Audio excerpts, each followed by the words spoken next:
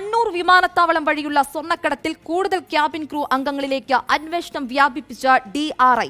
ഇന്നലെ പിടിയിലായ Air India Express Surabhi സുരഭി ഖാത്തൂൺ പല ഘട്ടങ്ങളിലായി 20 കിലോയിലധികം സ്വർണം കടത്തിയതായി കണ്ടെത്തി. സുരഭി സ്വർണം കടത്തിയത് കൊടുവള്ളി സംഘത്തിന് വേണ്ടിയെന്നാണ് നിഗമനം.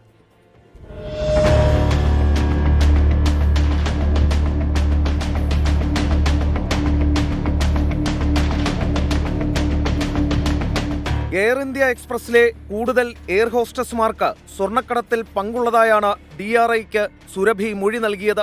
സ്വർണം കടത്തിയ എയർ ഹോസ്റ്റസ് സുരഭി ഖാത്തൂണിന്റെ മൊഴിയുടെ അടിസ്ഥാനത്തിൽ അന്വേഷണം കൂടുതൽ പേരിലേക്ക് വ്യാപിപ്പിക്കുകയാണ് DRI. സുരഭി കൊടുവള്ളി കേന്ദ്രീകരിച്ചുള്ള സംഘത്തിനു വേണ്ടിയാണ് സ്വർണം കടത്തിയതെന്നും ഉദ്യോഗസ്ഥർക്ക് വിവരം ലഭിച്ചിട്ടുണ്ട്. സുരഭി പല ഘട്ടങ്ങളിലായി 20 കിലോയോളം സ്വർണം കടത്തിയിട്ടുണ്ട്. ഖത്തറിൽ നിന്നും കണ്ണൂരിലേക്കുള്ള യാത്രയിൽ സുരഭിക്ക് സ്വർണം കൈമാറിയതാരെന്ന് കണ്ടെത്താനും DRI ശ്രമിക്കുന്നുണ്ട്. സുരഭിയെ കൂടാതെ സ്വർണ്ണക്കടത്തിന് കൂട്ടുനിന്ന എയർ ഹോസ്റ്റസുമാരെ ഉടൻ ചോദ്യം ചെയ്യും. നിലവിൽ റിമാൻഡിൽ കഴിയുന്ന സുരഭിയെ 5 ദിവസത്തേക്ക് കസ്റ്റഡിയിലെടുക്കാനും DRI തീരുമാനിച്ചിട്ടുണ്ട്. അതിനുള്ള അപേക്ഷ ഉടൻ കോടതിയിൽ സമർപ്പിക്കും. ശ്രീകാന്ത്, 24, കൊച്ചി.